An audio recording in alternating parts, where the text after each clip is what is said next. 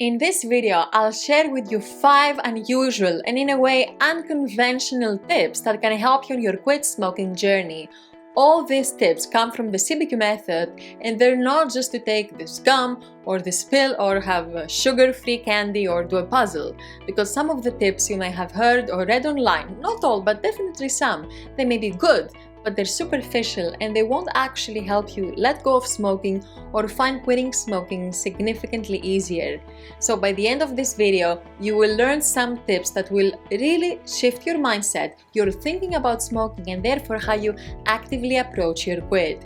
These tips can help you if you're about to or intending to quit smoking in the future, and they can also help you if you have already quit smoking, because it's never too late to change your course and improve your quit smoking experience. And of course, the same tips apply if you want to quit vaping. Keep on watching.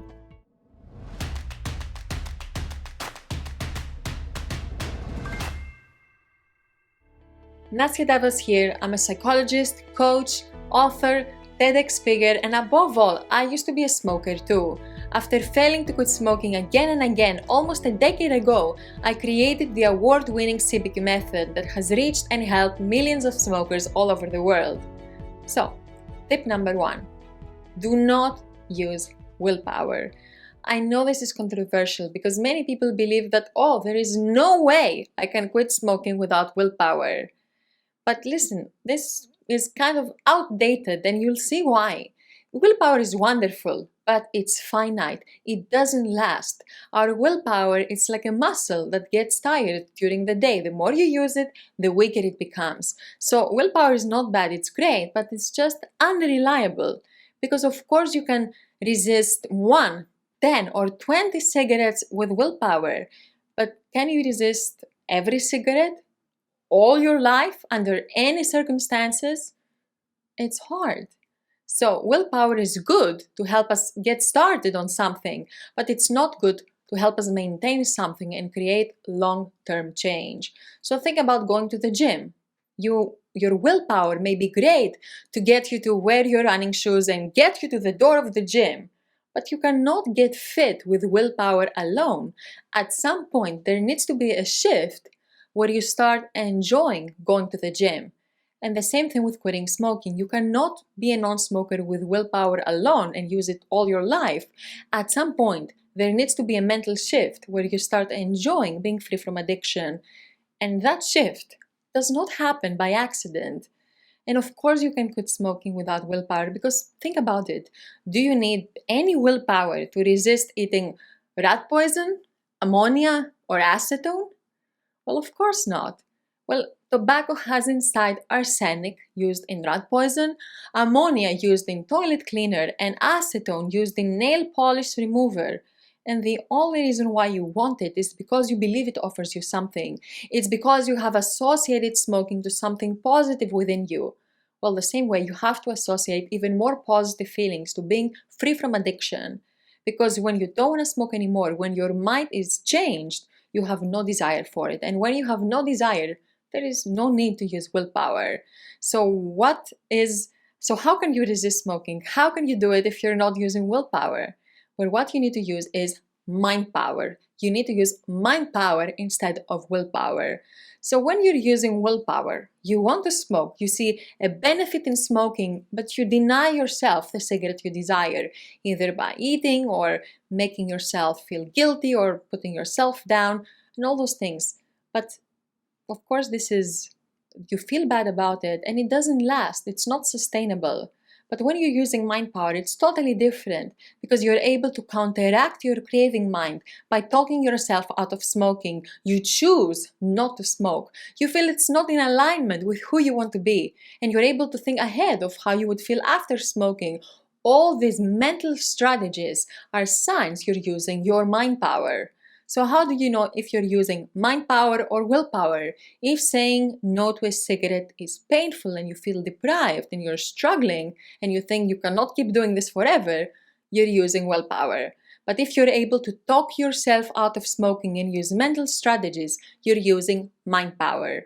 I have another video where I talk more in depth about why you don't need willpower to quit smoking and why the CBQ method requires no willpower. Make sure you check them out. Now, tip number 2, don't use quit smoking aids. This is another point that's unpopular for some people, maybe not for you if you've been following this channel, but for many people it is. And how could it not? Everywhere people are being given pills and gums as if chewing a gum that has nicotine, the substance you're addicted to, will make your nicotine addiction go away. In my quit attempts, I tried nicotine replacement therapy, and at first I thought, wow, nicotine products are amazing. They don't have the harmful tobacco. I can wean off and let go of the addiction gradually. But what I didn't consider is how exactly will I stop the addiction? Is it going to go away by itself? What process exactly did I employ to let go of the addiction? But what I learned later is that smoking is 80% mental and 20% physical. The mental addiction is how much you believe you enjoy or need smoking and how ingrained it is in your life. So how can a pill change that? How can a gum change that?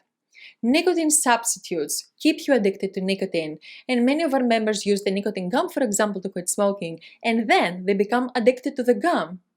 Also, nicotine substitutes, gums, patches, and all those things, they also keep you addicted, not only physically, but also mentally, because by taking nicotine after quitting smoking, it's like telling yourself you need nicotine and you cannot go without it.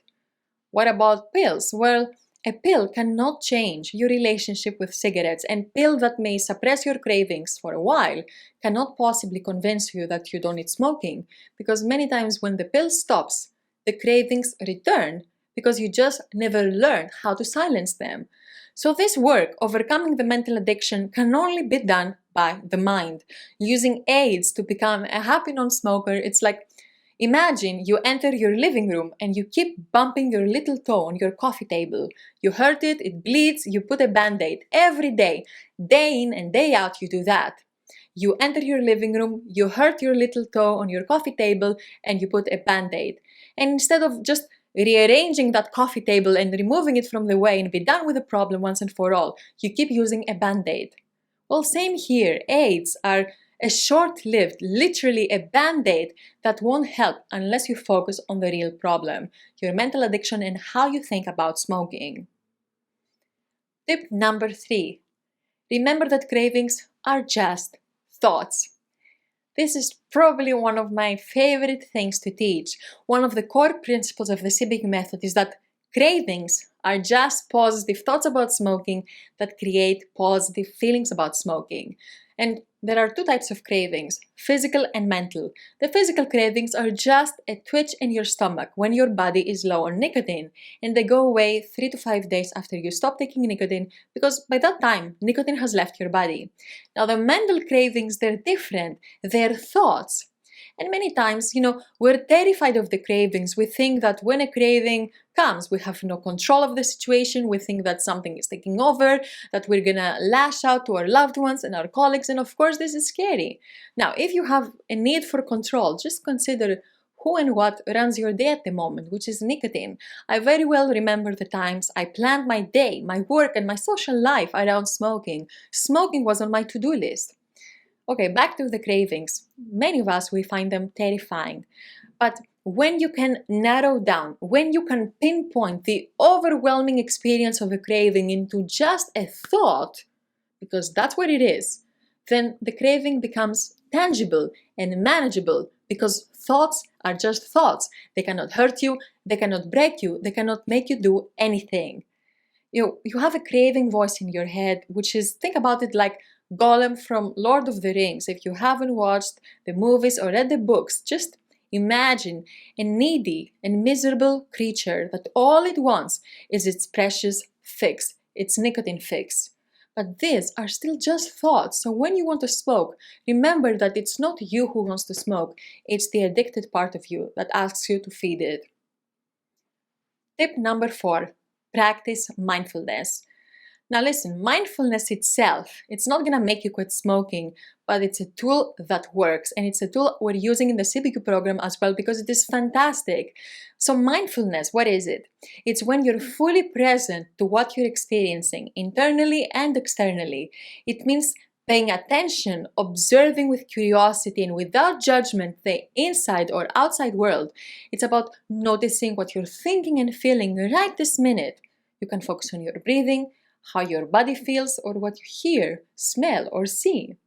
See, we spend most of our lives being on autopilot and we do things mindlessly, where mindfulness is the exact opposite state, and it helps you, both your body and your mind relax, because when you're being mindful, whatever it is you're being mindful about, you're in the here and now. You're not being dragged by your past or getting overwhelmed by the future. You're in the present moment. And in terms of quitting smoking, mindfulness can help in many ways. Well, for one, how many times we smoke to escape our emotions, to escape our boredom, to escape our anxiety? Well, mindfulness can help us feel our emotions, sit with our emotions, sit with your boredom, and learn how to feel your emotions, because then this reduces your tendency to escape and therefore your need to smoke. Escaping, covering, misdirecting are defense mechanisms, and mindfulness can allow you to sit with that emotion until it peaks and then fades. And of course, to realize that the emotion is not you, but something that appears in your consciousness. Because when we feel a certain way, we turn to merge with that emotion and act upon them, either by smoking or other ways. But when you're mindful, you're able to step back and notice the emotion. You're not becoming the emotion, you can notice it. And of course, this decreases the intensity of that emotion. And you can use the same thing with a craving. When you have a craving, what do? You tend to escape, either by smoking or eating. But what if you were to embrace that experience? What if you were to sit with your craving and notice it? You will see that there's nothing to it. It's just a thought and a sensation. So when you sit with your craving, you reduce its intensity, you make it weaker. Because what makes a craving overwhelming are the stories we tell ourselves about what the craving means. So when you turn off the storytelling voice and you observe your craving mindfully, the pure craving, you're going to see that there is nothing to it. And mindfulness works. In a study, participants who used mindfulness techniques cut down 37% of their smoking.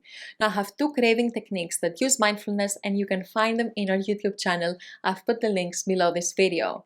So practicing mindfulness consistently, either in the form of meditation or guided breathing, or just taking a random moment of your day to notice how you feel or what you're thinking about, this can help you cultivate the skill, and this is going to help you counteract not only emotions but also cravings.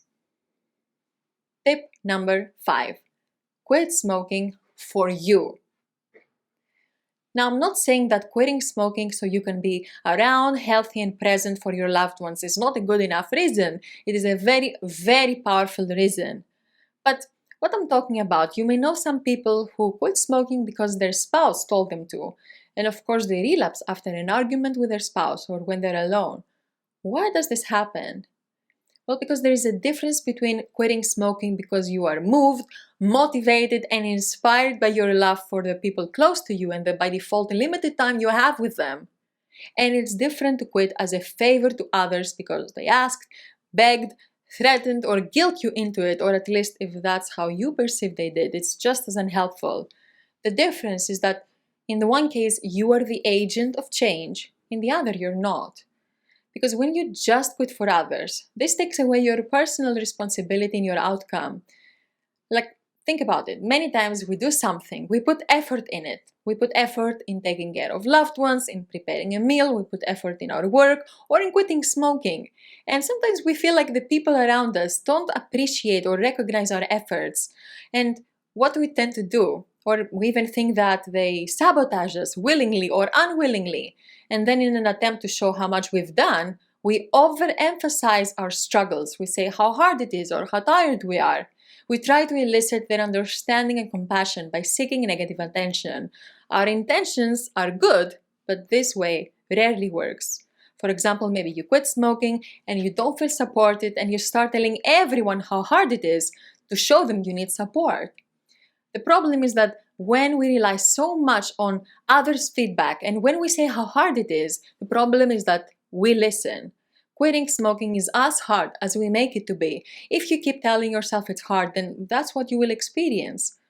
Or other times, we expect others to adjust to us because we quit. We expect the world to stop because we did something good for ourselves.